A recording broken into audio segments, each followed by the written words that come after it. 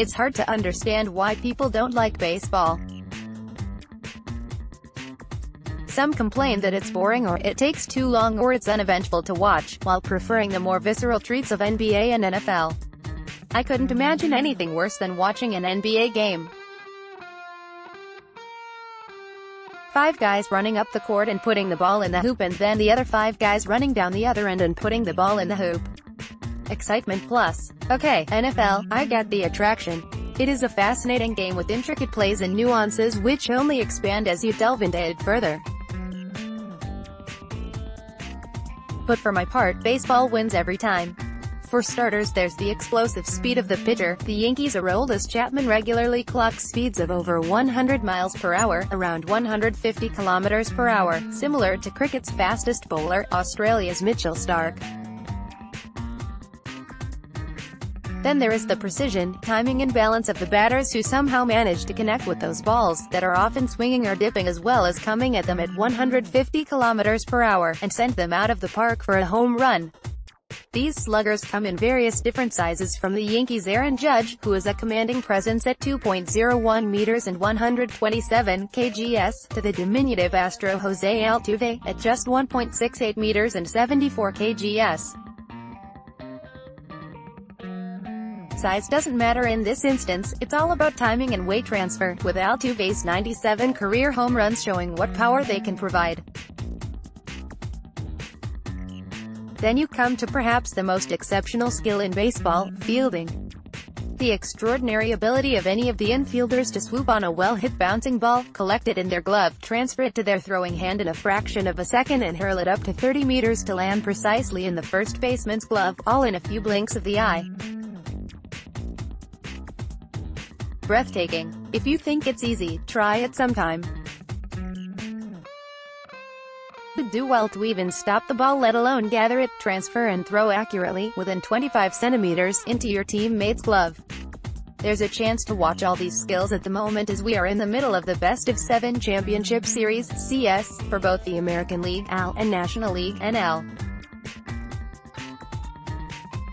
The winners of both go on to the World Series.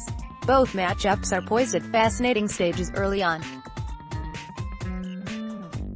At the time of writing last season's World Series champions, the Houston Astros and the Boston Red Sox were tied up at 1-1 in the ALCS, and surprise packages, the Milwaukee Brewers had led last season's runners-up, the Los Angeles Dodgers, 2-1 in the NLCS. There is a strong feeling in baseball circles, one that I won't argue with, that the Astros and Red Sox is actually the World Series come early. Both teams were mind-blowingly brilliant in the regular season, with Boston winning 108 games, at .667, and the Astros 103.636. The all-time record is 116, held jointly by the 1906 Chicago Cubs and the 2001 Seattle Mariners, neither of which won the World Series. Incidentally, we also have to mention the luckless Yankees in this bracket, who broke the 100.617, but have the misfortune to be in the same division as the Red Sox, at least, so despite that astounding feat had to still come through a wild-card game. In comparison, the Brewers notched up a more than respectable 96 wins, .589, while the Dodgers carded just 92.564. The Red Sox and the Astros met in last year's AL Divisional Series, with Houston easing to a 3-1 victory, then overcoming the Yankees, 4-3, and Dodgers, 4-3, to claim the pennant. But the Red Sox of 2018 are a much tougher beast than last year's vintage. They have the number 1 and number 2 best sluggers and best batting averages in the MLB, right fielder Mookie Betts, followed closely by left fielder JD Martinez. Martinez was also second overall for the most home runs with 43. And they need to be, as the Astros have also improved, with many calling them the best player group in franchise history. They possess 2 of the top pitchers in baseball in Justin Verlander and Jarrett Cole. But to say it is just a contest between the Astros pitchers and the Red Sox's batters is grossly inaccurate, as both teams have multiple strengths in all 3 disciplines: pitching, fielding and batting. For example, Boston also boasts the pitcher with the 3rd highest saves in the season, Craig Kimbrell, 42. As for the Dodgers and the Brewers in the NLCS, they have their own stars.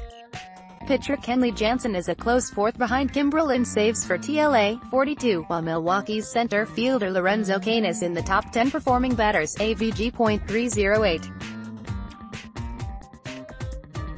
There's a chance to watch all these highly skilled players over the next fortnight and more as we head into what is sure to be another historic World Series. So switch over and take a look sometimes. Give baseball a chance. You just might like it.